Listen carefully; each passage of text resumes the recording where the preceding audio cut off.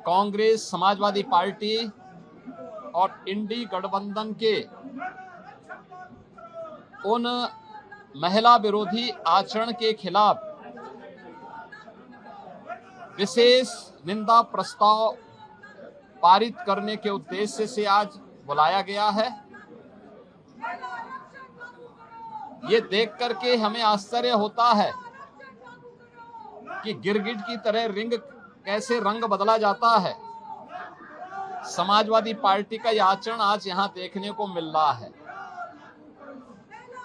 जो जन्मजात महिला विरोधी हैं, जिनके रग रग में नारी का अपमान है और जिन्होंने हमेशा जब भी समाजवादी पार्टी को प्रदेश के अंदर सत्ता में रहने का अवसर प्राप्त हुआ है, उस समय इनके रहते हुए जिस प्रकार की घटनाएं, बर्बर घटनाएं, महिला संबंधी अत्याचार और क्रूरता की हदें पार की हैं, वह जग जाहिर है। हर व्यक्ति जानता है कि समाजवादी पार्टी की सरकार के समय स्लोगन ही बन गया था कि देख सपाई बिटिया घबराई। स्टेट गेस्ट हाउस कांड हो या प्रदेश के अंदर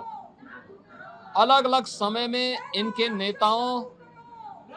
इनसे जुड़े हुए पदाधिकारियों और समाजवादी पार्टी और कांग्रेस की महिला विरोधी आचरण को देश पहले ही जानता था, लेकिन इनके पास एक अवसर था अपने मुंह पर लगी हुई उस कालिक से मिटाने के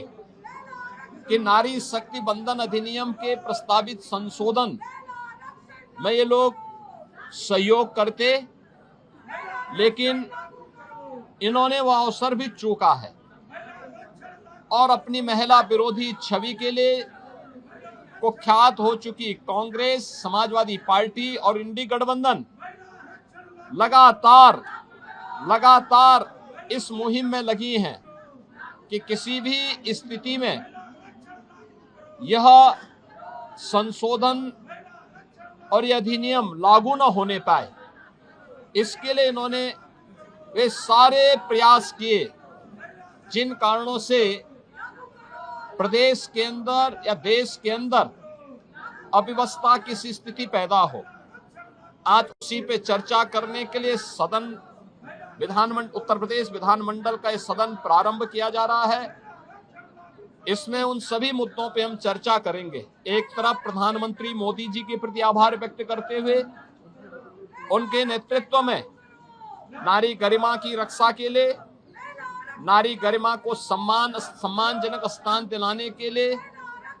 नारी स्वावलंबन और सशक्तिकरण के साथ साथ नीति निर्धारण में उनकी सहभागिता किस रूप में भारतीय जनता पार्टी और एनडीए आगे बढ़ा रही है, तो दूसरी तरफ सहबानो प्रकरण से लेकर के अब तक लगातार नारी शक्ति बंधन अधिनियम के संशोधन को प्रभावी ढंग से लागू करने और समय के पहले उन्हें आरक्षण की सुविधा का लाभ प्राप्त हो, इसके मार्ग में बाधक बनी Samajwadi party, Congress, DMK, TMC और इनके अन्य सहयोगी दलों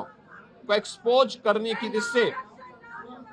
इनके समय में कहां पे महिला विरोधी गतिविधियां किस रूप में चलती थी,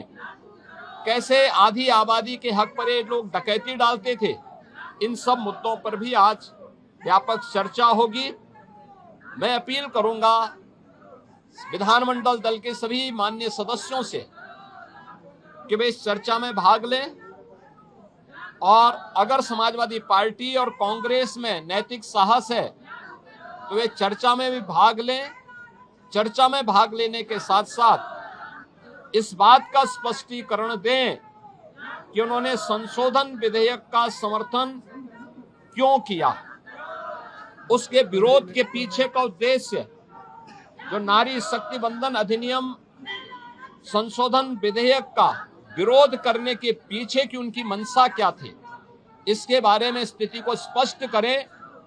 और अगर उनको लगता है कि उनके नेताओं ने गलत किया है, समाजवादी पार्टी या कांग्रेस के नेताओं ने गलत किया है, तो उनका दायित्व बनता है कि वे माफी मांगे या फिर इस निंदा प्रस्ताव को पारित करवा करके कांग्रेस, समाजवादी पार्टी और नारी शक्ति बंधन अधिनियम के संशोधन प्रस्ताव के समर्थन में वे लोग यहां पर अपनी स्थिति स्पष्ट करें और उन नेताओं की निंदा में भागीदार बने जिन लोगों ने